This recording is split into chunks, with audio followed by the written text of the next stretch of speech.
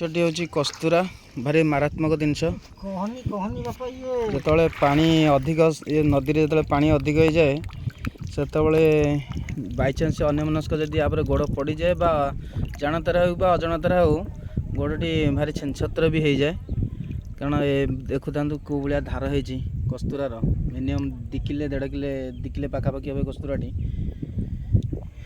ସବୁ ମୁହାଣ ମାନଙ୍କରେ, କାଦୁଆ ମୁହାଣ ମାନଙ୍କରେ ଏସବୁ ଜିନିଷ ଦେଖିବାକୁ ମିଳିଥାଏ। କାରଣ ଏ ଯେଉଁ ଆମର ଯେଉଁ ଗଛ ଏଠି ଚାରା ରୋପଣ କରାହେଉଛି, ମ୍ୟାଙ୍ଗ୍ରୋଭ୍ ବିଭିନ୍ନ ପ୍ରକାର ମ୍ୟାଙ୍ଗ୍ରୋଭ୍ ଗଛ ଯେତେବେଳେ ରୋପଣ କରାହେଉଛି ଭାରି ସତର୍କତାର ସହକାରେ ଏସବୁ ରୋପଣ କରାହେଉଛି। କାହିଁକିନା ଭୟଙ୍କର ସୃଷ୍ଟି ହୁଏ। କାହିଁକିନା ପରିବେଶ ପାଇଁ ସ୍ୱେଚ୍ଛାସେବୀ ମାନେ ନିଜର ବ୍ୟସ୍ତବହୁଳ ଜୀବନକୁ ଏ ଭିତରେ କାଟିଥାନ୍ତି। ଆମର ଝାଡ଼ୁଲି ମଉସା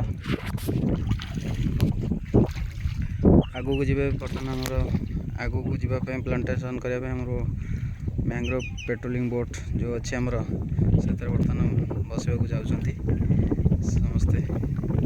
ଏହି ନଦୀ ମାଧ୍ୟମରେ ବର୍ତ୍ତମାନ ଯିବେ ଆଗକୁ ଯିବେ ପ୍ଲାଣ୍ଟେସନ୍ କରିବେ।